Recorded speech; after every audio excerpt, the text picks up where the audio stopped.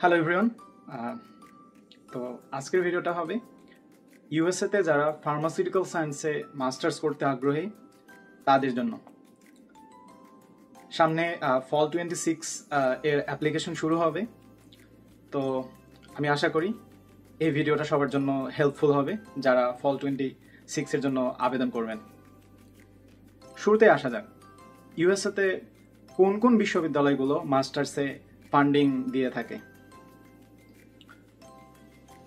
ফার্মাসির ওপর ভিত্তি করে আমরা ইউএসএর বিশ্ববিদ্যালয়গুলোকে দুই ভাগে ভাগ করতে পারি যারা মাস্টার্সের জন্য ফান্ডিং দিয়ে থাকে।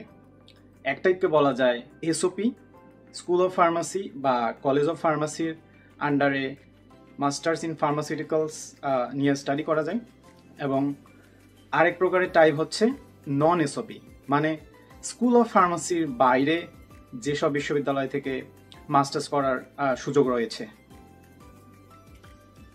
তো কোন কোন বিশ্ববিদ্যালয়গুলো এসওপি এর অন্তর্গত হিসেব করলে দেখা যায় শুধুমাত্র 3 থেকে 4টার মতো বিশ্ববিদ্যালয় যেগুলো স্কুল অফ ফার্মাসির আন্ডারে masters in pharmaceutical science provide করে থাকে। এগুলোর মধ্যে হলো সাউদার্ন ইলিনয় ইউনিভার্সিটি এডওয়ার্ডসভিল, যেটাতে আমি নিজেই পড়ি। আরেকটা হলো western university of health sciences, এবং আরেকটা হলো ক্রেইটন ইউনিভার্সিটি। এবার আসা যাক নন এসওপি যে বিশ্ববিদ্যালয়গুলো যেগুলোতে ফার্মাসিউটিক্যাল সায়েন্সে আমরা যারা পড়াশোনা করি তারা মাস্টার্স করতে পারবেন। তো নন এসওপির মধ্যে কেমিস্ট্রি অ্যান্ড বায়োকেমিস্ট্রিতে মাস্টার্স করার সুযোগ রয়েছে university of Toledo, university of Texas Rio Grande Valley. কেমিস্ট্রিতে মাস্টার্স করার সুযোগ রয়েছে সাউথ ডাকোটা স্টেট ইউনিভার্সিটি, এবং মাস্টার্স ইন বায়োলজি করার সুযোগ রয়েছে জর্জিয়া স্টেট ইউনিভার্সিটিতে। তো এবার আসা যাক মাস্টার্স ইন ফার্মাসিউটিক্যাল সায়েন্সে রিকোয়ারমেন্টগুলো কি কি অ্যাপ্লিকেশন করার জন্য। তো সবার প্রথমে আমি বলবো সিজিপিএ খুব গুরুত্বপূর্ণ একটা factor. I would say you should have a CGPA above 3.5, তারপরে ভালো একটা জিআরই স্কোর থাকতে হবে, এবং ল্যাঙ্গুয়েজ রিকোয়ারমেন্ট ফুলফিল আপ করতে হবে। সবশেষ বলতে চাই রিকোয়ারমেন্ট ক্রাইটেরিয়া এবং জাজিং ক্রাইটেরিয়া এটা আসলে একটা হলিস্টিক অ্যাপ্রোচ।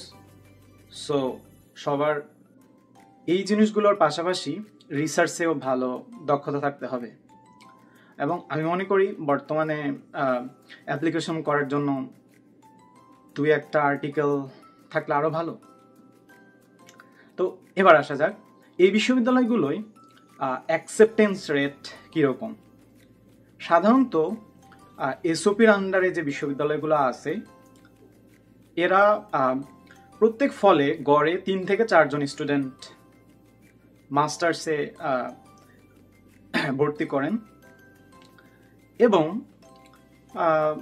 আমি যদি বলি অ্যাকসেপ্টেন্স রেট তাহলে সেটা 5%-এর নিচে হবে। এবার আরেকটা প্রশ্নে আসা যাক, সেটা হচ্ছে এই বিশ্ববিদ্যালয়গুলোয় কি পরিমাণ ফান্ডিং প্রোভাইড করে থাকে মাস্টার্স করার জন্য। তো আপনি যদি বিশ্ববিদ্যালয় থেকে ফান্ডিং পেয়ে থাকেন তাহলে আপনার ফুল টিউশন ওয়েভার থাকবে, পাশাপাশি স্টাইপেন্ড থাকবে। তো স্টাইপেন্ড আই থিঙ্ক এটা $1,000 থেকে $2,000 মধ্যে হয়ে থাকে, এবং একটা সিঙ্গল পার্সনের জন্য ইউএসের যে কোনো স্টেটে আই থিঙ্ক ইটস এনাফ।